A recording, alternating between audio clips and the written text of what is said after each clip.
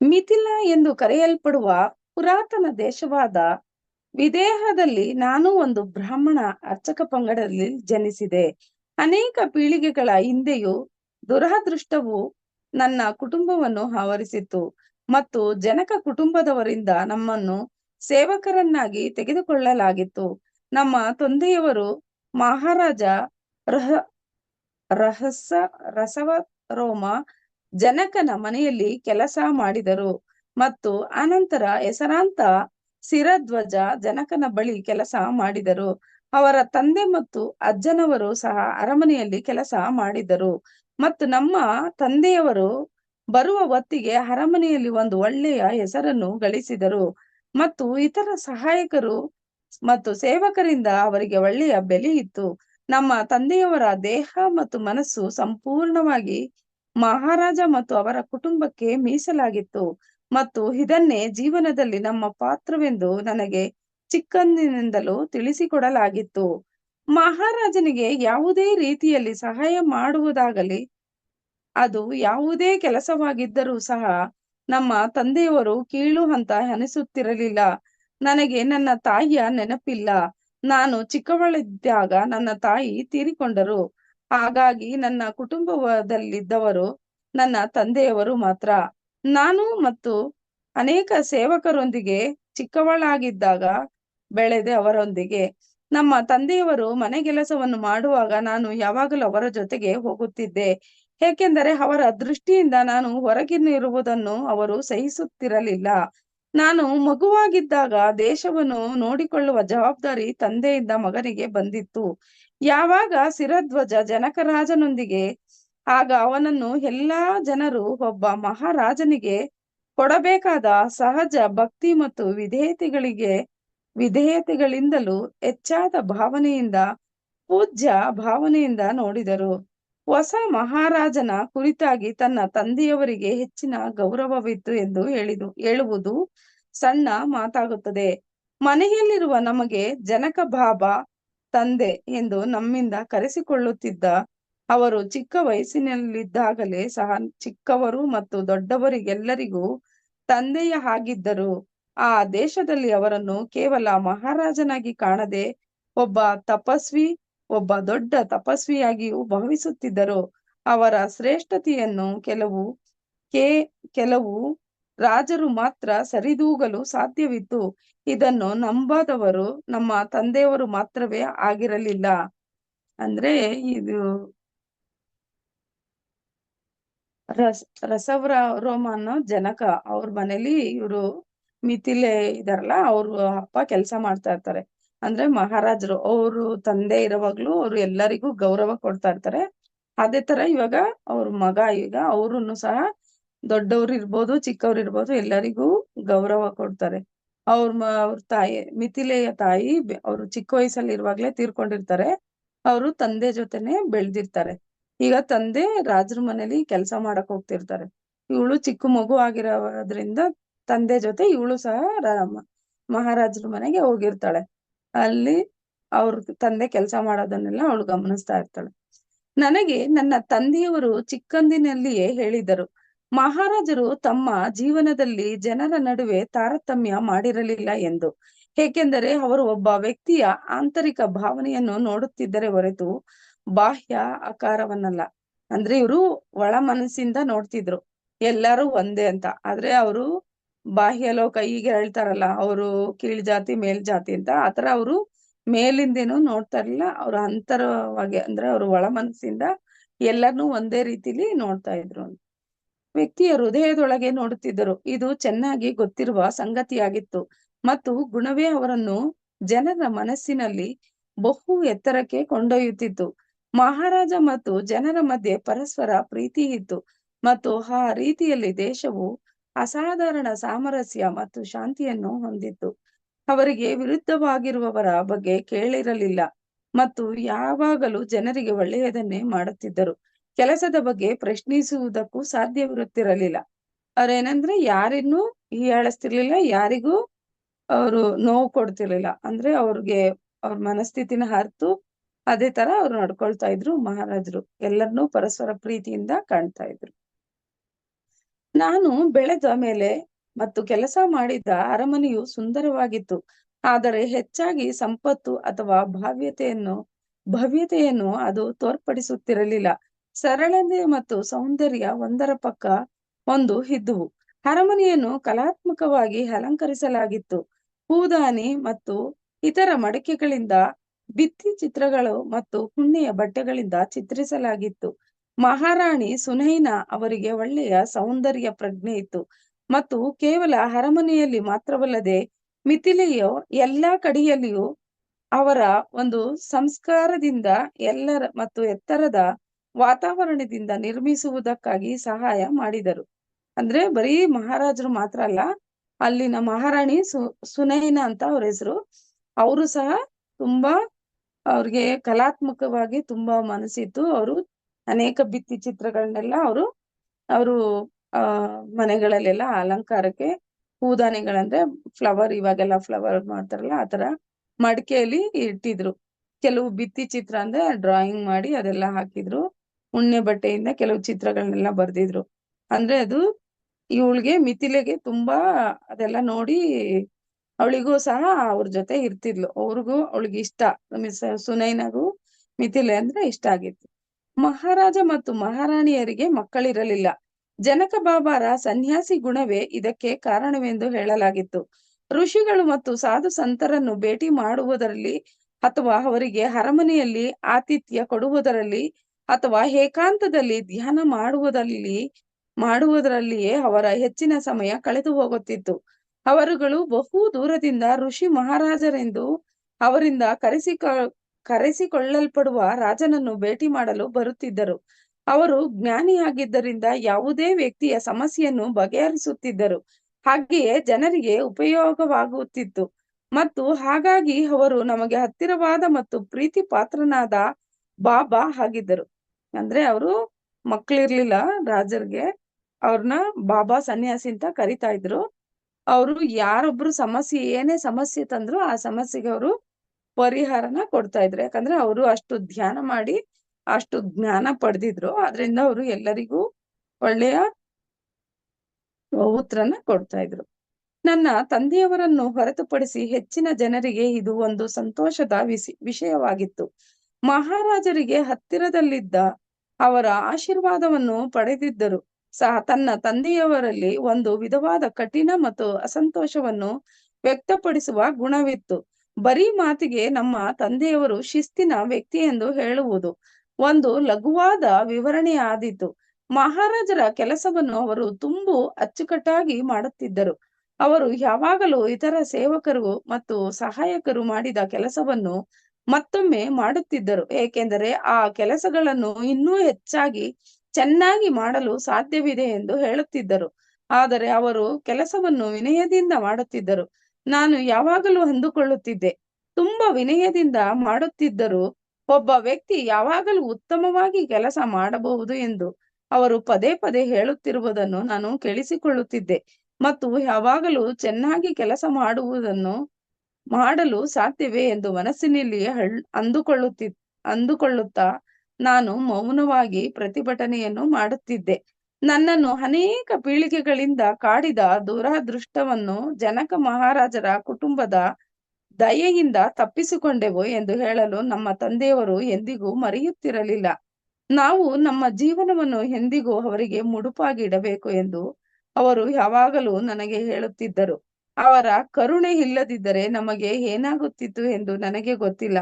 ನಾನು ಬೆಳೆದು ದೊಡ್ಡವಳಾದಂತೆ ಈ ದುರಾದೃಷ್ಟರ ಏನು ಎಂದು, ಏಕೆ ಅವುಗಳು ನಮಗೆ ಬಂದೊದಗಿದವು ಎಂದು ತಂದೆಯವರ ಬಳಿ ಕೇಳಿದೆ. ಆದರೆ ಅವರು ಎಂದಿಗೂ ನನ್ನ ಪ್ರಶ್ನೆಗೆ ಉತ್ತರವನ್ನು ಕೊಡಲೇ ಇಲ್ಲ. ಅವರು ಆಕಾಶದೆಡೆಗೆ ಶೂನ್ಯ ನೋಟವನ್ನು ನೆಟ್ಟು ನೋಡಿದರು ಮತ್ತು ತಲೆಯನ್ನು ಅಲ್ಲಾಡಿಸಿದರು. ಒಮ್ಮೆ ಅವರು ಹೇಳಿದರು, ಇದನ್ನು ನೀನು ತಿಳಿದುಕೊಳ್ಳಬೇಕಾಗಿಲ್ಲ ಎಂದು. ಮತ್ತು ನನಗೆ ತೃಪ್ತಿಯಾಗದೆ ಅದನ್ನು ಅಲ್ಲಿಗೆ ಬಿಟ್ಟೆ. ಆದರೆ ಅವರನ್ನು ಒತ್ತಾಯದಿಂದ ಕೇಳಲು ನಾನು ಹಂಜುಬುರುಕಿಯಾಗಿದ್ದೆ. ನನ್ನನ್ನು ಅವರಿಂದ ದೂರ ಕಬಳಿಸುವ ಅವರು ಒಪ್ಪುತ್ತಿರಲಿಲ್ಲ. ಯಾವಾಗಲೊಮ್ಮೆ ಕಾಡಿಗೆ ಹೋಗುವ ಸಂದರ್ಭ ಬಂದಾಗ ಬೇರೆ ಮಕ್ಕಳ ಜೊತೆಗೆ ಹೋಗುವುದಕ್ಕೆ ನನಗೆ ಸಾಧ್ಯವಿಲ್ಲ ಎನ್ನುವುದನ್ನು ನಾನು ಒಪ್ಪಲಿಲ್ಲ. ಇದು ನನ್ನಲ್ಲಿ ಅಳುವನ್ನು ಮತ್ತು ಪ್ರತಿಭಟನೆಯನ್ನು ತರಿಸಿತು. ಆದರೆ ನನ್ನ ತಂದೆಯವರು ಹಠವಾದಿಯಾಗಿದ್ದರು. ಎಲ್ಲಕ್ಕಿಂತಲೂ ಕೆಟ್ಟದಾದ ವಿಷಯವೆಂದರೆ ನಾನು ನದಿಯ ಬಳಿಗೆ ಹೋಗಲು ಸಾಧ್ಯವಾಗಿರಲಿಲ್ಲ. ಏಕೆಂದರೆ ನದಿಯಲ್ಲಿ ಈಜುವುದು ನನಗೆ ಮೀರಿದ ವಿಷಯವಾಗಿತ್ತು.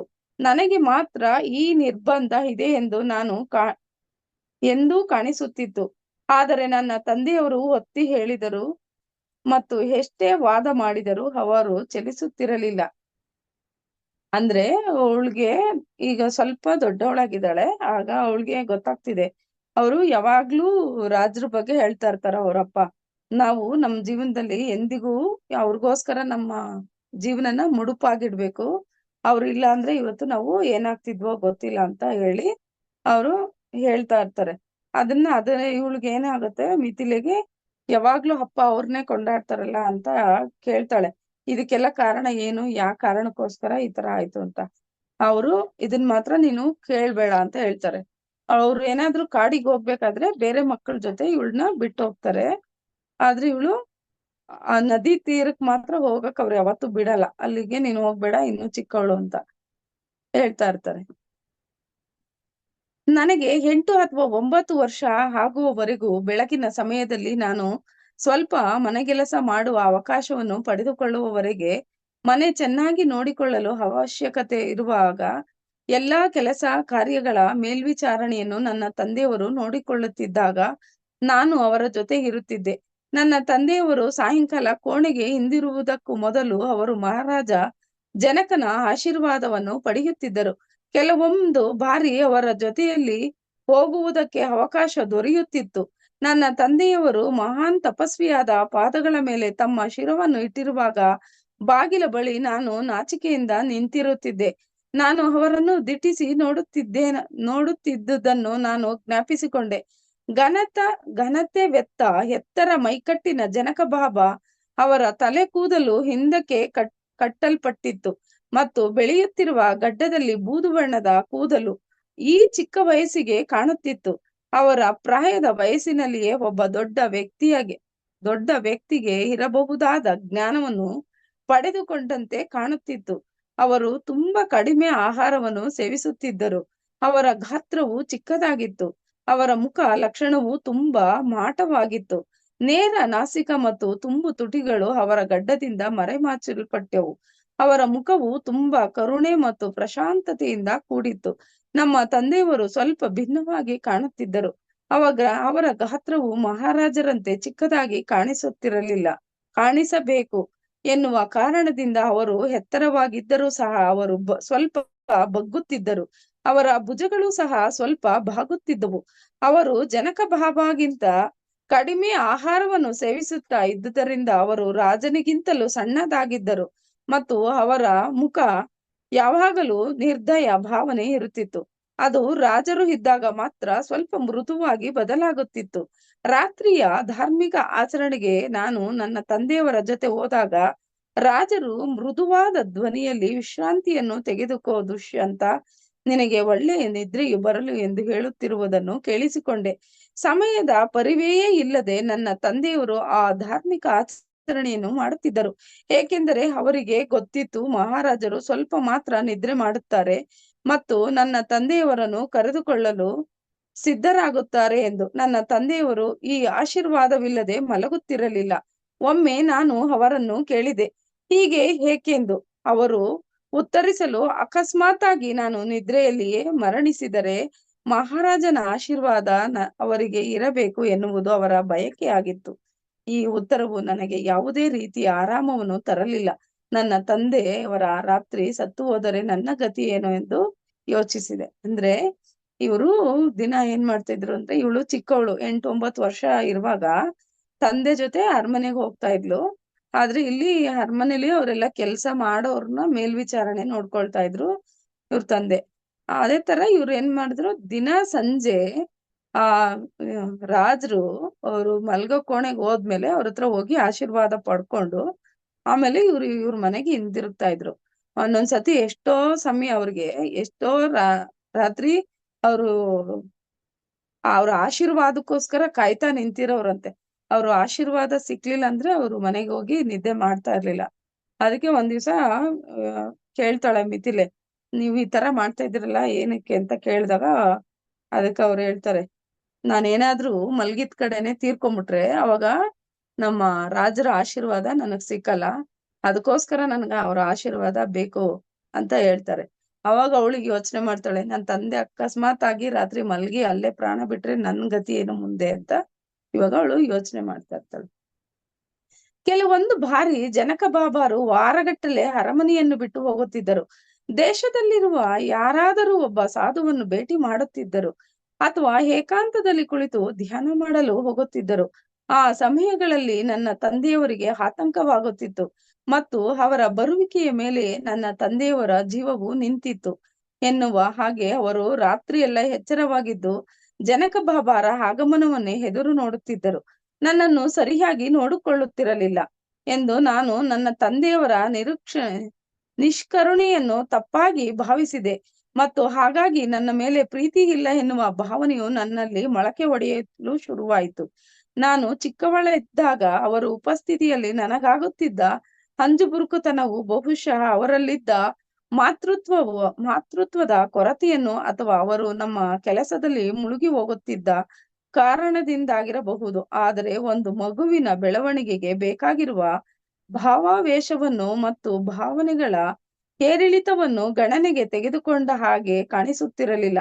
ನನ್ನ ಭಾವನೆಗಳು ಕ್ಷುಲ್ಲಕವಾಗಿ ಕಾಣುತ್ತಿದ್ದವು ಮತ್ತು ಹಾಗಾಗಿ ನಾನು ಅವುಗಳನ್ನು ನನ್ನಿಷ್ಟಕ್ಕೆ ನಾನೇ ಬಳಿಯಲ್ಲಿಯೇ ಇಟ್ಟುಕೊಳ್ಳುವುದನ್ನು ಕಲಿತುಕೊಂಡೆ.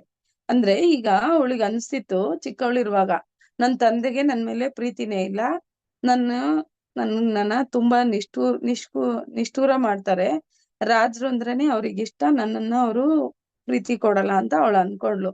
ಆದ್ರೆ ಈಗ ಸ್ವಲ್ಪ ಅವಳಿಗೆ ಬುದ್ಧಿ ಬಂದಿರೋದ್ರಿಂದ ಈಗ ಅವಳು ಅವ್ರ ತಂದೆ ಯಾವಾಗ ಈ ಮಾತು ಹೇಳಿದ್ರಲ್ಲ, ನಾನೇನಾದ್ರೂ ಸತ್ತೋದ್ರೆ ರಾಜರ ಆಶೀರ್ವಾದ ಇಲ್ದೆ ಅಂತ ಹೇಳಿದ್ ಮಾತು ಅವಳಿಗೆ ಮನ್ಸಲ್ಲಿ ಒಂಥರ ಯೋಚನೆ ಮಾಡೋಂತ ಭಾವನೆ ಬಂತು. ಅವಾಗ ಅವಳು ನಾನು ಇಷ್ಟೊಂದು ತಪ್ಪಾಗಿ ನನ್ನ ತಂದೆನ ಅರ್ಥ ಮಾಡ್ಕೊಂಡೆ ಅಂತ ಇವಾಗ ಅವಳಿಗೆ ಯೋಚನೆ ಮಾಡ್ತಾ ಇದ್ದಾಳೆ. ಅಂದ್ರೆ ಅವ್ರ ತಂದೆಗೆ ಮಾತೃತ್ವದ ಕೊರತೆ ಅಥವಾ ಅವರು ಕೆಲಸದಲ್ಲಿ ಮುಳುಗುತ್ತಿದ್ದ ಕಾರಣದಿಂದಾಗಿ, ಆದರೆ ಒಂದು ಮಗುವಿನ ಬೆಳವಣಿಗೆಗಾಗಿ ಬೇಕಾಗುವ ಭಾವಾವೇಶವನ್ನು ಮತ್ತು ಭಾವನೆಗಳ ಏರಿಳಿತವನ್ನು ಗಣನೆಗೆ ತೆಗೆದುಕೊಂಡ ಹಾಗೆ ಕಾಣಿಸುತ್ತಿರಲಿಲ್ಲ. ನನ್ನ ಭಾವನೆಗಳು ಕ್ಷುಲ್ಲಕವಾಗಿ ಕಾಣುತ್ತಿದ್ದವು ಮತ್ತು ಹಾಗಾಗಿ ನಾನು ಅವುಗಳನ್ನು ನನ್ನಿಷ್ಟಕ್ಕೆ ನಾನೇ ಬಳಿಯ ಇಟ್ಟುಕೊಂಡೆ. ಅಂದ್ರೆ ಆ ಸಣ್ಣತನನ ಹಂಗೆ ಒಳಗೊಳಗೇನೆ ಹೆಚ್ಚು ಬೆಳೆಸ್ಕೊಳಕ್ಕೆ ಶುರು ಮಾಡಿಲ್ಲ. ನನಗೆ ಸುಮಾರು 12 ವರ್ಷಗಳಾಗಿದ್ದವು. ನನ್ನ ಮತ್ತು ನನ್ನ ತಂದೆಯವರ ಮಧ್ಯೆ ಮೊದಲ ಬಾರಿಗೆ ಗಲಾಟೆ ಆಯಿತು. ನನ್ನ ತಂದೆಯವರ ಬಳಿ ಏನನ್ನೂ ಕೇಳಿಕೊಳ್ಳಲು ಒಬ್ಬ ಸೇವಕಿಯು ಬಂದಿದ್ದಳು. ಈಗ ಅವಳಿಗೆ ಏನಾದ್ರು ಬೇಕು ಅಂದ್ರೆ ಅವಳು ಡೈರೆಕ್ಟ್ ಆಗಿ ಅವ್ರ ಅಪ್ಪನ ಹತ್ರ ಕೇಳ್ತಿರ್ಲಿಲ್ಲ. ಅದಿತಿ ಅಂತ ಒಬ್ಳು ಸೇವಕಿ, ಅವಳ ಹತ್ರ ಇವಾಗ ಅವಳು ಮಧ್ಯ ವಯಸ್ಕಳಿದ್ಲು, ಅವಳ ಹತ್ರ ಇವಾಗ ಹೇಳ್ತಾಳೆ. ಅದಿತಿಯು ಕರುಣೆಯುಳ್ಳ ಮಧ್ಯ ವಯಸ್ಸಿನ ಹೆಂಗಸಾಗಿದ್ದಳು. ಅವಳು ನನ್ನನ್ನು ಇಷ್ಟಪಡುತ್ತಿದ್ದಳು. ಇತರ ಸೇವಕರಿಗಿಂತಲೂ ಹೆಚ್ಚಾಗಿ ಪ್ರೀತಿಯಿಂದ ಅವಳು ನನ್ನ ಮೇಲೆ ಕರುಣೆಯನ್ನು ತೋರಿಸುತ್ತಿದ್ದಳು. ಅವಳು ನನ್ನ ಮುಖದಲ್ಲಿ ಏಕಾಂಗಿತನವನ್ನು ಭಾವನೆಯನ್ನು ಕಂಡಾಗ ಅವಳು ನನ್ನನ್ನು ಅವಳ ತುಂಬು ಎದೆಯ ಮೇಲೆ ತಬ್ಬಿಕೊಳ್ಳುತ್ತಿದ್ದಳು ಮತ್ತು ಉತ್ಸಾಹದ ಮಾತುಗಳನ್ನು ನನ್ನ ಕಿವಿಯಲ್ಲಿ ಪಿಸುಗುಡುತ್ತಿದ್ದಳು. ಅವಳು ಹಿಂದು ಬಂದಾಗ ಮತ್ತು ನಾನು ಮತ್ತು ನನ್ನ ತಂದೆಯವರು ಇರುವ ಕೋಣೆಯಲ್ಲಿ ಸ್ವಚ್ಛಗೊಳಿಸುತ್ತಿರುವುದನ್ನು ನೋಡಿದ ಅವಳು ಸಹಜವಾಗಿ ನನ್ನ ತಂದೆಯವರಿಗೆ ಹೇಳಿದಳು, ನಾನು ಒಂದು ದಿನ ಒಳ್ಳೆಯ ಹೆಂಡತಿಯಾಗುತ್ತೇನೆಂದು. ನನ್ನ ತಂದೆಯವರು ತೀಕ್ಷ್ಣವಾಗಿ ಪ್ರತಿಕ್ರಿಯಿಸಿದರು. ಮೀನಾಕ್ಷಿ ಎಂದಿಗೂ ಮದುವೆಯಾಗುವುದಿಲ್ಲ ಎಂದು ಅದಿತಿಯು ತನ್ನ ತಂದೆಯವರ ಧ್ವನಿಯಲ್ಲಿ ಹೇಳಿದಳು. ಆಘಾತಕ್ಕೆ ಒಳಗಾದಳು, ಆದರೆ ಅವರನ್ನು ಪ್ರಶ್ನಿಸಲು ಬಯಸಲಿಲ್ಲ ಮತ್ತು ಹಾಗಾಗಿ ಸುಮ್ಮನೆ ಅಲ್ಲಿಂದ ಹೊರಟು ಹೋದಳು. ಅಂದ್ರೆ ಈಗ ಅಲ್ಲಿ ಇದ್ದಂತ ಅದಿತಿ ಅಂತ ಸೇವಕಿ ಇದ್ಲಲ್ಲ, ಅವಳಿಗೆ ಇವಳ ಮೇಲೆ ತುಂಬಾ ಪ್ರೀತಿ ಇತ್ತು, ಮಿಥಿಲೆ ಮೇಲೆ. ಅವಳು ಏನ್ ಮಾಡಿದ್ಲು, ಈಗ ಮೀನಾಕ್ಷಿ ಅವಳು ಏನ್ ಮಾಡಿದ್ಲು, ಇವ್ರನ್ನ ನಾನು ನಿಮ್ಗೆ ಒಳ್ಳೆ ಹೆಂಡತಿಯಾಗಿ ಇರ್ತೀನಿ ಅಂತ ಕೇಳ್ತಾ ಇದ್ದಾಳೆ. ಅದಕ್ಕೆ ಇವಾಗ ಇವಳು ಇಷ್ಟ ಆಗಲ್ಲ ಇವಳಿಗೆ. ಅವ್ರು ಹೇಳ್ತಾರೆ ನನಗ್ ಮದ್ವೆ ಬೇಡ ಅಂತ. ಆದ್ರೂ ಇವಳು ನನ್ ಮದ್ವೆ ಆಗ್ತೀನಿ ಅಂತ ಕೇಳ್ತಾಳ ಅದಿತಿ. ಆದ್ರೆ ಅವ್ರ ಮದ್ವೆ ಆಗಲ್ಲ. ಇವಳ ಮೇಲೆ ಪ್ರೀತಿ ತೋರಿಸ್ತಾ ಇರ್ತಾರೆ. ಪಿತಾಜಿ ಎಂದು ನಾನು ಉದ್ಗರಿಸಿದೆ. ಹೇಗೆ ನೀವು ಅದನ್ನು ಹೇಳಿದ್ದೀರಿ? ಏಕೆಂದರೆ ಅದು ಸತ್ಯ ಎಂದು ಅವರು ಕಠಿಣವಾದ ಮತ್ತು ದೃಢವಾದ ಧ್ವನಿ ಹೇಳಿದರು. ಅಂದ್ರೆ ನನ್ ಮದ್ವೆ ಆಗಲ್ಲ ಅನ್ನೋದನ್ನ ದೃಢವಾಗಿ ಹೇಳಿದ್ರು. ನನಗೆ ಮದುವೆ ಆಗದೆ ಇರುವಷ್ಟು ನಾನು ಕೆಟ್ಟದಾಗಿ ಇದೇನೆಂದು ನಾನು ಘಾಸಿಗೊಂಡ ಧ್ವನಿಯಲ್ಲಿ ಕೇಳಿದೆ. ನಾನು ಕೆಟ್ಟವನಾಗಿರುವೆನೆಂದು ನಾನು ನನ್ನ ಬಗ್ಗೆ ಯೋಚಿಸಿರಲಿಲ್ಲ. ನಿಜ ಹೇಳಬೇಕೆಂದರೆ ನಾನು ನನ್ನ ಬಾಹ್ಯ ಸೌಂದರ್ಯದ ಬಗ್ಗೆ ಎಂದಿಗೂ ಯೋಚಿಸಿರಲಿಲ್ಲ. ಆದರೆ ನಾನು ಬೆಳೆಯುತ್ತಿದ್ದೆ, ಹೆಂಗಸಾಗುತ್ತಿದ್ದೆ ಮತ್ತು ಮೊದಲ ಬಾರಿಗೆ ನಾನು ಹೇಗೆ ಕಾಣುತ್ತೀನಿ ಎನ್ನುವ ಬಗ್ಗೆ ನನಗೆ ತಿಳುವಳಿಕೆ ಉಂಟಾಗಿತ್ತು. ಹಾಗಾಗಿ ನಾನು ನಿಜವಾಗಿಯೂ ಚೆನ್ನಾಗಿಲ್ಲವೇನೋ ಎಂದು ನನ್ನನ್ನು ನಾನೇ ಪ್ರಶ್ನಿಸಿಕೊಂಡೆ. ನಾನು ಮಧ್ಯಮ ಎತ್ತರವಾಗಿದ್ದಳು. ಅಂದ್ರೆ ಇದೆಲ್ಲ ಹೇಳ್ತಾ ಇರೋದು ಅವರು ಅದಿತಿ ಅನ್ನೋರು. ನಿಜವಾಗಿಯೂ ಚೆನ್ನಾಗಿಲ್ಲವೇನೋ ಎಂದು ನನ್ನನ್ನು ನಾನು ಪ್ರಶ್ನಿಸಿಕೊಂಡೆ. ನಾನು ಮಧ್ಯಮ ಎತ್ತರದವಳಾಗಿದ್ದೆ. ತುಂಬಾ ಎತ್ತರವಾಗಿಯೂ ಇರಲಿಲ್ಲ ಅಥವಾ ಕುಳ್ಳಾಗಿಯೂ ಇರಲಿಲ್ಲ. ಕೊರತೆ ಏನೆಂದು ಸ್ವಲ್ಪ ಕಪ್ಪಾಗಿದ್ದೆ, ಆದರೆ ಅದು ಅಸಹಜವೇನೂ ಆಗಿರಲಿಲ್ಲ. ನನ್ನ ತಲೆ ಕೂದಲು ತುಂಬಾ ತೆಳ್ಳಗಿತ್ತು ಮತ್ತು ನನ್ನ ಬೆನ್ನು ಹಿಂದೆ ತಿರುಚಿಕೊಂಡ ಕೆಳಕ್ಕೆ ಹೋದ ಹಾಗೆಲ್ಲ ಸುವಾಸನೆಯುಳ್ಳ ಜಡೆ ಇರಲಿಲ್ಲ. ಆದರೆ ಅದು ಹೇಗೆ ಕಾರಣವಾಗುತ್ತದೆ? ನನ್ನ ಬಗೆಗಿನ ಒಂದು ಕೆಟ್ಟವಾದ ಅಂಶವೆಂದರೆ ನನ್ನ ಬಲಗೆನ್ನೆಯ ಕೆಳಗೆ ಇರುವ ಒಂದು ಮಚ್ಚೆ. ನನಗೆ ಮತ್ತೊಮ್ಮೆ ಅನಿಸಿತು, ಅದರಿಂದ ಏನು ಸಮಸ್ಯೆ ಇಲ್ಲವೆಂದು. ಆಂತರಿಕ ಸೌಂದರ್ಯವನ್ನು ನೋಡಬೇಕೇ ವಿನಃ ಬಾಹ್ಯ ಸೌಂದರ್ಯವನ್ನಲ್ಲ ಎಂದು ಮಿಥಿಲೆಯಲ್ಲಿ ಹೇಳಿಕೊಡಲಾಗಿತ್ತು. ಹಾಗಾಗಿ ನಾನು ಕಾಣುವ ಆ ರೀತಿಯು ನಾನು ಮದುವೆಯಾಗುವುದಕ್ಕೆ ಹೇಗೆ ಅಡ್ಡಿ ಉಂಟು ಮಾಡುತ್ತದೆ ಎಂದು ಈಗ ಅವಳು ಕೇಳ್ತಾ ಇದ್ದಾಳೆ. ಮಿಥಿಲೆ ಬಳಿ ಅದಿತಿ ಕೇಳ್ತಾ ಇದ್ದಾಳೆ, ನಾನೇನು ನನ್ಗೆ ಸೌಂದರ್ಯ ಇಲ್ವಾ? ಅಂತ ಸೌಂದರ್ಯ ಇಲ್ಲ ಅಂದ್ರೆ ನನ್ನ ಒಳ ಸೌಂದರ್ಯನ ಅರ್ಥ ಮಾಡ್ಕೋಬಹುದಲ್ಲ ಅಂತ ಮಿಥಿಲೆ ಹತ್ರ ಹೇಳ್ತಾಳೆ. ಮಿಥಿಲೆ ತಂದೆ ಮದ್ವೆ ಆಗ್ಲಿ ಅನ್ನೋದಕ್ಕೋಸ್ಕರ ಅದಿತಿ ಹೇಳ್ತಾ ಇದ್ದಾಳೆ. ನನ್ನ ತಂದೆಯವರ ಮುಖಭಾವವು ಸ್ವಲ್ಪ ಮೃದುವಾಯಿತು. ನೀನು ಕಾಣುವ ರೀತಿಯು ಚೆನ್ನಾಗಿದೆ ಮೀನಾಕ್ಷಿ, ಇದಕ್ಕೂ ಅದಕ್ಕೂ ಸಂಬಂಧವಿಲ್ಲ. ನೀನು ಮದುವೆಯಾಗಬಾರದೆಂದು ನಾನು ದೃಢವಾಗಿ ನಿಶ್ಚಯಿಸಿದ್ದೇನೆ.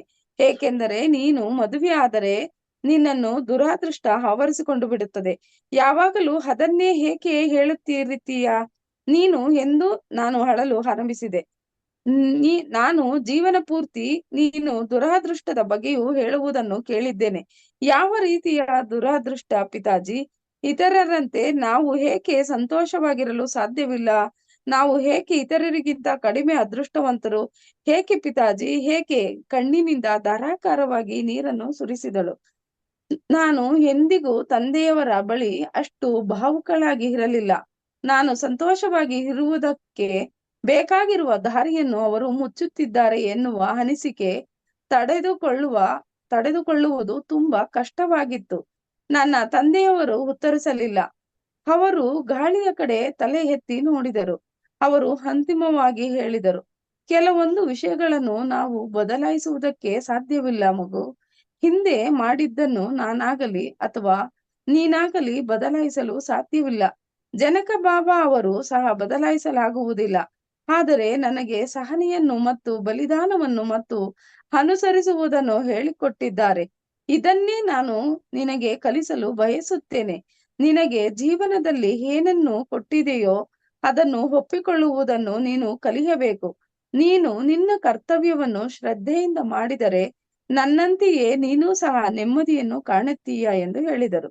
ಅವರ ಮಾತುಗಳು ನನಗೆ ತೃಪ್ತಿಯನ್ನು ಕೊಡಲಿಲ್ಲ ಮತ್ತು ನನ್ನ ಅಳುವು ಇನ್ನೂ ಹೆಚ್ಚಾಯಿತು. ನನ್ನನ್ನು ಅವರು ಬಾಹುಗಳಲ್ಲಿ ಬಳಸಿಕೊಳ್ಳುವುದಕ್ಕಾಗಿ ಬದಲಾಗಿ ನನ್ನಲ್ಲಿ ಹಿತವನ್ನು ಉಂಟು ಮಾಡುವುದಕ್ಕಾಗಿ ಬದಲಾಗಿ ನನ್ನ ತಂದೆಯವರು ಉತ್ತರಿಸಿದರು, ನಾನು ನಿನಗೆ ಏನನ್ನು ಹೇಳುತ್ತಿರುವೆನೋ ಅದನ್ನು ನೀನು ಒಪ್ಪಿಕೊಳ್ಳಲೇಬೇಕು ಮತ್ತು ಈ ಜೀವನದಲ್ಲಿ ಮದುವೆಯ ಬಗ್ಗೆ ಯೋಚನೆಯನ್ನು ಮಾಡಲೇಬಾರದು. ನಿನ್ನ ಒಳಿತಿಗಾಗಿ ಮತ್ತು ನಿನ್ನನ್ನು ದುರಾದೃಷ್ಟದಿಂದ ಕಾಪಾಡುವುದಕ್ಕಾಗಿ ಹೇಳುತ್ತಿರುವೆ.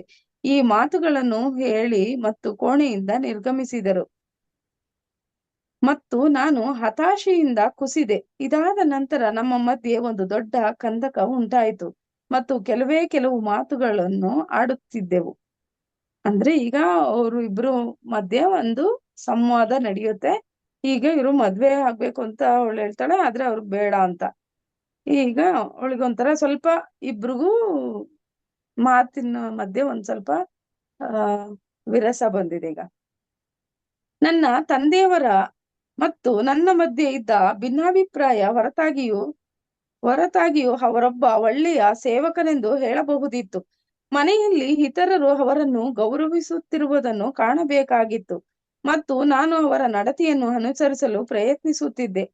ಕಡಿಮೆ ಮಾತನಾಡುತ್ತಾ ಮತ್ತು ಮನೆಯಲ್ಲಿ ಒಬ್ಬರ ಸ್ಥಾನಮಾನವು ಏನೇ ಆಗಿದ್ದರೂ ಸಹ ಎಲ್ಲರೊಂದಿಗೆ ಗೌರವದಿಂದ ವರ್ತಿಸುತ್ತಾ ಇದ್ದೆ. ಸ್ವಲ್ಪವೂ ವ್ಯತ್ಯಾಸವಿಲ್ಲದೆ, ಯಾವುದೇ ಬೇಡಿಕೆಯನ್ನು ನೀಡದೆ, ನನ್ನ ಅವಶ್ಯಕತೆಗಳನ್ನು, ಬಯಕೆಗಳನ್ನು ಮತ್ತು ಭಾವನೆಗಳನ್ನು ಪಕ್ಕಕ್ಕಿಟ್ಟು ಮನೆಯ ಒಡತಿಗಾಗಿ ಪ್ರಯತ್ನಿಸಿದೆ. ಇದು ಒಂದು ಕಷ್ಟಕರವಾದ ಆದರೆ ಮೌಲ್ಯಾಧಾರಿತ ತರಬೇತಿಯಾಗಿತ್ತು. ಯಾವಾಗಲಾದರೂ ನಾನು ನನಗಾಗಿ ಏನನ್ನಾದರೂ ಕೇಳಿಕೊಳ್ಳುವುದನ್ನು ಅಥವಾ ಅಸಂತೃಪ್ತಿಯನ್ನು ವ್ಯಕ್ತಪಡಿಸುವುದನ್ನು ನನ್ನ ತಂದೆಯವರು ನೋಡಿದಾಗ, ಅವರು ಒಂದೇ ಒಂದು ನೋಟ ನನ್ನ ಮನಸ್ಸಿನಲ್ಲಿ ಅಥವಾ ಹೃದಯದಲ್ಲಿ ಉಂಟಾಗುತ್ತಿದ್ದ ಭಾವನೆಯನ್ನು ನಾಶ ಮಾಡುತ್ತಿತ್ತು. ಅಂದ್ರೆ ಆ ನೋಟದಲ್ಲೇ ಎಲ್ಲಾ ಉತ್ತರ ಸಿಗ್ತಾ ಇತ್ತು ಅಂತ ಅರ್ಥ. ಅವ್ರು ಅಷ್ಟೊಂದು ಅವರು ಸಹ ಧ್ಯಾನಿಗಳಾಗಿದ್ರು. ಅವರ ರಾಜರ ಅಷ್ಟು ಆಶೀರ್ವಾದ ಪಡೆದು ಅವ್ರ ತರನೇ ನಾವು ಇರ್ಬೇಕು ಅಂತ ಇದ್ರು. ಮನೆಯಲ್ಲಿ ಕೃತಜ್ಞತೆ ಎಂಬ ಪದಕ್ಕೆ ತುಂಬಾ ಗೌರವವಿತ್ತು ಮತ್ತು ಇದನ್ನು ಜನಕ ಬಾಬಾ ಮತ್ತು ಅವರ ಪತ್ನಿ ಸುನೈನಾ ಅವರು ಪಾಲಿಸಿಕೊಂಡು ಬಂದಿದ್ದರು. ಅವರು ಎಂದಿಗೂ ತಮ್ಮ ಸೇವಕರಿಗೆ ಮತ್ತು ಸಹಾಯಕರಿಗೆ ಕೃತಜ್ಞತೆಯನ್ನು ವ್ಯಕ್ತಪಡಿಸುತ್ತಿರುವುದನ್ನು ಮರೆಯುತ್ತಿರಲಿಲ್ಲ ಮತ್ತು ಸೇವಕರ ಜೀವನವು ಚೆನ್ನಾಗಿರಲು ಸಹಾಯ ಮಾಡುತ್ತಿದ್ದರು. ಪ್ರತಿಯೊಬ್ಬ ಸೇವಕನು ತುಂಬಾ ಅವಶ್ಯಕವಾದ ಕೆಲಸವನ್ನು ಇತರ ಯಾವುದೇ ಕೆಲಸದಂತೆ ತುಂಬಾ ಮುತುವರ್ಜಿಯಿಂದ ಮಾಡುತ್ತಿದ್ದನು ಎಂದು ನಾನು ತಿಳಿದುಕೊಂಡಿದ್ದೆ. ಯಾವುದೇ ಕೆಲಸವು ಸಹ ಚಿಕ್ಕದಾಗಿರಲಿ ಅಥವಾ ಯಾರೊಬ್ಬರನ್ನು ಸಹ ಹೆಚ್ಚು ಕಡಿಮೆ ಎಂದಾಗಲಿ ಭಾವಿಸಿರಲಿಲ್ಲ. ನಾನು ಒಬ್ಬ ಚಿಕ್ಕ ಹುಡುಗಿಯಾಗಿ ಆ ಪರಿಕಲ್ಪನೆಯನ್ನು ಸಂಪೂರ್ಣವಾಗಿ ಅರ್ಥ ಮಾಡಿಕೊಳ್ಳಲಿಲ್ಲ. ನನ್ನ ತಂದೆಯವರಿಗೆ ಅವರು ಮಾಡಿದ ಹೆಚ್ಚು ಕಾಲದ ಸೇವೆಗಾಗಿ ಅವರಿಗೆ ಹೆಚ್ಚಿನ ಮರ್ಯಾದೆಯನ್ನು ಕೊಡಬೇಕಾ ಎಂದು ನನಗೆ ಅನಿಸುತ್ತಿತ್ತು. ಯಾವಾಗಲಾದರೂ ಈ ಭಾವನೆಯು ನನ್ನಲ್ಲಿ ಉಂಟಾಗುವ ಲಕ್ಷಣವು ಕಂಡು ಬಂದಾಗ ನನ್ನ ತಂದೆಯವರು ಬೇಗನೆ ಪ್ರತಿಕ್ರಿಯಿಸುತ್ತಿದ್ದರು. ಅಂದ್ರೆ ನನ್ನ ತಂದೆ ಇಷ್ಟೊಂದು ವರ್ಷಗಳಿಂದ ರಾಜರಿಗೆ ಇಷ್ಟೊಂದು ಗೌರವ ಕೊಡ್ತಾರಲ್ವಾ, ನನ್ನ ತಂದೆಗೆ ಇನ್ನೂ ಗೌರವ ಕೊಡ್ಬೇಕು ಅನ್ನೋದೇ ಅವಳಿಗೆ ಭಾವನೆ ಇತ್ತು. ಆದ್ರೆ ಅದಕ್ಕೆಲ್ಲ ಅವಳೇನು ಮಾತಾಡಕ್ ಬಿಡ್ತಿರ್ಲಿಲ್ಲ. ಅಷ್ಟು ಬೇಗ ಅವರು ಅದಕ್ಕೆ ಸರಿಸಮಾನವಾಗಿ ಉತ್ತರ ಕೊಟ್ಬಿಟ್ಟು ಅಲ್ಲಿಗೆ ನಿಲ್ಲಿಸ್ತಿದ್ರು. ಒಂದು ದಿನ ಅವರು ನನಗೆ ಹೇಳಿದರು, ಮೀನಾಕ್ಷಿ, ನಿನಗೆ ಜೀವನದಲ್ಲಿ ಏನನ್ನು ಕೊಟ್ಟಿದೆಯೋ ಅದನ್ನು ತೃಪ್ತಿಯನ್ನು ನೀನು ಕಂಡುಕೊಳ್ಳಬೇಕು. ನಮ್ಮ ಜೀವನದಲ್ಲಿ ಇದಕ್ಕೆ ನಾನು ಕೃತಜ್ಞ. ಜನಕ ಬಾಬಾರ ಸೇವೆ ಮಾಡಲು ಅದೃಷ್ಟಶಾಲಿಗಳು ಮತ್ತು ನೀನೂ ಸಹ ಆಗಿರಬೇಕೆಂದು ಪ್ರಾರ್ಥಿಸುತ್ತೇನೆ. ಈಗ ಮಗಳಿಗೆ ಹೇಳ್ತಾವ್ರೆ, ನಾನು ಎಷ್ಟು ಜನಕರಾಜನಿಗೆ ಸೇವೆ ಮಾಡ್ತಾ ಅದೃಷ್ಟವಂತನಾಗಿದ್ದೇನೋ, ನೀನು ಸಹ ಅದೇ ತರ ಆಗ್ಬೇಕು ಅಂತ ಅವರು ಹೇಳ್ತಾವ್ರೆ. ನಾನು ತಲೆ ಅಳ್ಳಾಡಿಸಿದೆ. ನಾನು ಸೇವೆ ಸಲ್ಲಿಸುವಾಗ ನೀವು ನನಗೆ ಇದನ್ನು ಕಲಿಸಿದ್ದೀರಿ. ನನಗೆ ಗೊತ್ತು ಪಿತಾಜಿ, ಸಂತೋಷವನ್ನು ಕಂಡುಕೊಳ್ಳುತ್ತೇನೆ ಎಂದು ಹೇಳಿದೆ. ಕೇವಲ ತೃಪ್ತಿ ಮೀನಾಕ್ಷಿ, ನಾನು ಸುಖದ ಬಗ್ಗೆ ಮಾತನಾಡುತ್ತಿಲ್ಲ. ಈ ತೃಪ್ತಿಯನ್ನೇ ನಾನು ನಿನಗೆ ಬಯಸುವೆ ಮತ್ತು ತಲೆ ಆಡಿಸಿದೆ. ನನಗೆ ಇಷ್ಟವಿದ್ದರೂ ಸಹ ಜನಕ ಬಾಬಾರ ಬಗ್ಗೆ ನಾನು ಅರಿತಿರುವ ಭಾವನೆಗಳನ್ನು ಹಂಚಿಕೊಂಡಿದ್ದೇನೆ ಎಂದು ಹೇಳಲು ಸಾಧ್ಯವಾಗಲಿಲ್ಲ. ಜನಕ ಬಾಬಾ ನನಗೆ ಬಹಳ ದೂರ. ನನಗೆ ಅವರ ಬಗ್ಗೆ ಅಪಾರ ಗೌರವ ಮತ್ತು ಪೂಜ್ಯ ಭಾವನೆ ಇತ್ತು. ಇವರ ಬಗೆಯ ಬಹಳ ನಾಚಿಕೆಯಾಯಿತು ಮತ್ತು ಹಾಗಾಗಿ ಎಂದಿಗೂ ಅವರ ಹತ್ತಿರಕ್ಕೆ ಬರಲಿಲ್ಲ. ಎಂದಿಗೂ ಅವರನ್ನು ನೇರವಾಗಿ ನೋಡಲಿಲ್ಲ. ಅವರ ಬಳಿ ಮಾತನಾಡಲಿಲ್ಲ. ದೂರದಿಂದ ನಾನು ಅವರನ್ನು ನೋಡಿದಾಗ ಅವರ ದೇಹದಿಂದ ಹೊರಹೊಮ್ಮುತ್ತಿದ್ದ ಆ ಋಷಿಯನ್ನು ಗ್ರಹಿಸಬಹುದಿತ್ತು. ಪ್ರತಿಯೊಬ್ಬರು ರಾಜನ ಮೇಲೆ ಇಟ್ಟಿದ್ದ ಪ್ರೀತಿಯನ್ನು ನಾನು ನೋಡಲು ಸಾಧ್ಯವಿತ್ತು. ಅವನ ಕಿರುನಗೆ ಇಡೀ ಅರಮನೆಯನ್ನೇ ಬೆಳಗಿತ್ತು. ಪಿತಾಜಿಯವರಲ್ಲಿ ಈ ಆನಂದ ಏಕೆ ಇರಲು ಸಾಧ್ಯವಾಗಲಿಲ್ಲ? ನನಗೆ ಏಕೆ ಸಾಧ್ಯವಾಗುತ್ತಿರಲಿಲ್ಲ? ಅಂದ್ರೆ ಅವರು ಅಲ್ಲಿರೋಂಥವ್ರೆಲ್ಲರೂ ಸಹ ಜನಕ ಬಾಬಾರ ಮುಖ ನೋಡಿದ ತಕ್ಷಣ ಅವ್ರೆಲ್ಲರಿಗೂ ಒಂಥರ ತೃಪ್ತಿ ಭಾವನೆ ಬರ್ತಿತ್ತಂತೆ. ಆದ್ರೆ ನಮ್ ಪಿತಾಜಿಗೂ ಈ ತರ ಇದೆ, ನನಗೆ ಯಾಕೆ ಆ ತರ ಆಗ್ತಾ ಇಲ್ಲ ಅಂತ ಮೀನಾಕ್ಷಿ ಈಗ ಯೋಚನೆ ಮಾಡ್ತಾ ಇದ್ದೆ. ನಾನು ದೊಡ್ಡವಳಾದಂತೆ ನನ್ನ ತಂದೆಯು ಇತರ ಸೇವಕರು ತೋರಿದ ಗೌರವವನ್ನು ಮತ್ತು ಮನೆಯಲ್ಲಿ ತಂದೆಯ ಗೌರವದ ಬಗ್ಗೆ ಸ್ವಲ್ಪ ಹೆಚ್ಚು ಹೆಮ್ಮೆ ಪಡಲು ನಾನು ಪ್ರಾರಂಭಿಸಿದೆ. ಅವರು ಇನ್ನೊಬ್ಬರ ಮೇಲ್ವಿಚಾರಣೆಯನ್ನು ನೋಡಿಕೊಳ್ಳುತ್ತಿದ್ದರು.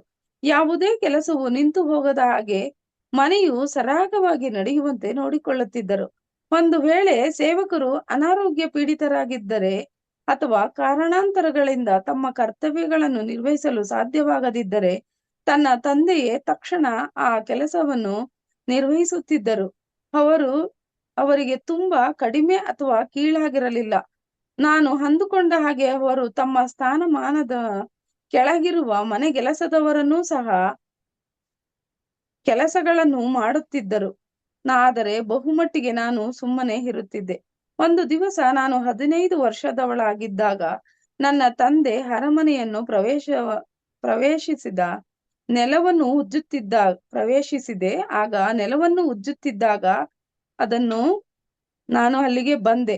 ವಯಸ್ಸು ಮೀರಿದ್ದರೂ ಸಹ ಅವರು ಮೊಣಕಾಲುಗಳನ್ನು ಊರಿ ನೆಲದವನ್ನು ಉಜ್ಜುತ್ತಿದ್ದರು. ಅವರ ಆರೋಗ್ಯವಾಗಿರಲಿಲ್ಲ. ಅವರ ಭಾರವಾದ ಉಸಿರಾಟವನ್ನು ಕೇಳಿ ಗಾಬರಿಯಾಯಿತು. ಪಿತಾಜಿ, ನೀವು ಕೈಗಳನ್ನು ಮತ್ತು ಮಂಡಿಗಳ ಮೇಲೆ ಕುಳಿತು ಏನು ಮಾಡುತ್ತಿರುವಿರಿ ಎಂದು ಅವರ ಪಕ್ಕ ಬಾಗಿ ನಾನು ಪಿಸುಗುಟ್ಟಿದೆ. ಇದು ಸರಿಯಲ್ಲ ಎಂದೆ. ಅವರು ತನ್ನ ದೃಷ್ಟಿಯನ್ನು ನನ್ನ ಕಡೆಗೆ ತಿರುಗಿಸಿ ಮತ್ತು ಪ್ರತಿಕ್ರಿಯಿಸಲಿಲ್ಲ. ನಾನು ಮತ್ತೊಮ್ಮೆ ಅವಸರದ ಧ್ವನಿಯಲ್ಲಿ ಅವರನ್ನು ಪ್ರಶ್ನಿಸಿದಾಗ ಅವರು ನನಗೆ ಕೋಣೆಗೆ ಹೋಗಲು ಅಲ್ಲೇ ಕಾಯಲು ತಿಳಿಸಿದರು. ನಾನು ಅರಮನೆಯ ಹಿಂಬದಿಯಲ್ಲಿ ವಾಸಿಸುತ್ತಿದ್ದ ಸಣ್ಣ ಕೋಣೆಗೆ ನಾನು ಬೇಗ ಹೋದೆ. ನನ್ನ ಎದೆ ಏರಿಳಿಯುತ್ತಿತ್ತು. ನಾನು ಅವರ ಅಸಮಾಧಾನವನ್ನು ಕೆಡಿಸಿದೆ ಎಂದು ತಿಳಿದುಕೊಂಡೆ. ಅವರ ಧ್ವನಿಯಿಂದ ವಿಚಲಿತಳಾದೆ. ಅವರನ್ನು ನಾನು ಪ್ರಶ್ನೆ ಮಾಡಿದ್ದರಿಂದ ಅವರು ನನ್ನ ಮೇಲೆ ಕೋಪಗೊಂಡಿದ್ದರು ಎಂದು ನನಗೆ ಸಹಜವಾಗಿ ತಿಳಿದಿತ್ತು. ದಾರಿಯಲ್ಲಿ ನಾನು ಅದಿತಿಯನ್ನು ಭೇಟಿಯಾದೆ. ತನ್ನ ತೋಳುಗಳನ್ನು ಹಿಡಿದುಕೊಂಡಳು. ನನ್ನ ಮುಖದಲ್ಲಿರುವ ಭಾವನೆಯನ್ನು ಕಂಡು ಏನಾಯಿತು ಎಂದು ಕೇಳಿದಳು. ಪಿತಾಜಿ ತಮ್ಮ ಕೈಗಳನ್ನು ಮಂಡಿಗಳನ್ನು ನೆಲದ ಮೇಲೆ ಊರಿ ನೆಲ ಒರೆಸುತ್ತಿದ್ದಾರೆ ಎಂದು ಹೇಳಿದೆ. ಆ ಕೆಲಸವನ್ನು ಉಂಟು ಮಾಡುತ್ತಿದ್ದ ಆಯಾಸದಿಂದ ನಾನು ಅವರ ಮುಖದ ಮೇಲೆ ನೋಡಿದೆ. ಆದರೆ ಅವರು ನನ್ನ ಮಾತುಗಳನ್ನು ಕೇಳಿಸಿಕೊಳ್ಳಲಿಲ್ಲ. ನೆಲವನ್ನು ಉಜ್ಜಲು ಬೇರೆ ಯಾರೂ ಇಲ್ಲವೇ ಎಂದು ಕೇಳಿದೆ. ಅವಳು ಅದನ್ನು ಒಪ್ಪದೆ ತಲೆ ಅಲ್ಲಾಡಿಸಿದಳು. ಈ ಕೆಲಸದ ಜವಾಬ್ದಾರಿ ಹೊತ್ತ ಮಹಿಳೆ ಇಂದು ಬೆಳಗ್ಗೆ ಈ ಕೆಲಸ ಬಿಟ್ಟು ಹೋದರು ಮತ್ತು ನಾವೆಲ್ಲರೂ ಮಹಾರಾಜರ ಅತಿಥಿಗಳಾಗಿ ಬರುವವರೆಗೆ ತಯಾರಾಗಿ ನಿರಂತರವಾಗಿದ್ದೆವು. ಆದರೆ ಅವರು ಈ ರೀತಿ ಮಾಡಬಾರದಿತ್ತು. ನಮ್ಮಲ್ಲಿ ಯಾರಿಗಾದರೂ ಹೇಳಬಹುದಿತ್ತು. ಆದರೆ ಈ ಬಗ್ಗೆ ತಲೆ ಕೆಡಿಸಿಕೊಳ್ಳಬೇಡ ಮೀನಾಕ್ಷಿ. ಈಗ ನಿಮ್ಮ ತಂದೆಯವರು ಪ್ರಶ್ನಿಸಬೇಡ. ಅರಮನೆಯಲ್ಲಿ ನೋಡಲು ಬರುವ ಅತಿಥಿಗಳಿಗೆ ಅರಮನೆಯು ಚೆನ್ನಾಗಿ ಕಾಣಿಸಬೇಕೆಂದು ದೃಢವಾಗಿ ನಿಶ್ಚಯಿಸಿದರು. ಅಂದ್ರೆ ಅವ್ರು ಏನ್ ಮಾಡ್ತಿದ್ರು ಅಂದ್ರೆ, ಅವ್ರ ಮನೆಗೆ ಯಾರಾದ್ರೂ ಕೆಲ್ಸದವ್ರು ಬರ್ಲಿಲ್ಲ ಅಂದ್ರೆ ಅವ್ರು ಯಾವ ಕೆಲ್ಸ ಮಾಡ್ತಾ ಇದ್ರೋ ಆ ಕೆಲ್ಸನ ಬೇರೆಯವ್ರಿಗೆ ವಹಿಸ್ತಾ ಇರ್ಲಿಲ್ಲ. ಆದ್ರೆ ಅವರೇ ಆ ಕೆಲ್ಸನ ಮಾಡ್ತಾ ಇದ್ರು. ಇದು ಚಿಕ್ಕ ಕೆಲ್ಸ ದೊಡ್ಡ ಕೆಲ್ಸ ಅಂತ ಯೋಚನೆ ಮಾಡ್ತಾ ಇರ್ಲಿಲ್ಲ. ಮೇಡಮ್ ಅದನ್ನ ಇನ್ನೆಷ್ಟಿದೆ? ನೋಡಿ ಹೇಳಿ ಸರ್. ಇನ್ನೆಷ್ಟಿದೆ? ಮುಗೀತಾ? ಇನ್ನೂ ಇದೆ ಸರ್. ಟೈಮ್ ತುಂಬಾ ಇದೆ. ಟೈಮ್ ಆಯ್ತು ಅನ್ಸುತ್ತೆ ಮೇಡಮ್. ಸ್ಟಾಪ್ ಮಾಡೋಣ ಇವತ್ತು. ಸರಿ, ನಾಳೆಗೆ ಕಂಟಿನ್ಯೂ ಮಾಡ್ಲಾ? ನೆಕ್ಸ್ಟ್ ಕ್ಲಾಸ್ ಅಲ್ಲಿ ಕಂಟಿನ್ಯೂ ಮಾಡೋಣ. ಸರಿ sir. Okay, thank you madam, thank you. ತುಂಬಾ ಫುಲ್ ಎಕ್ಸ್ಪ್ರೆಸ್ 1 hour ಪಾಪ ಓದಿದಿರಿ. ಎಷ್ಟು ಅರ್ಥ ಆಗಿದೆಯೋ ನನ್ಗೆ ಎಷ್ಟು ಅರ್ಥ ಆಗಿದೆಯೋ ಅಷ್ಟೇ ಹೇಳಿದೀನಿ ಸರ್. ಇಲ್ಲ ಮೇಡಮ್, ಪುಸ್ತಕದಲ್ಲಿ ಲೀನವಾಗಿದ್ರು ಮೇಡಮ್.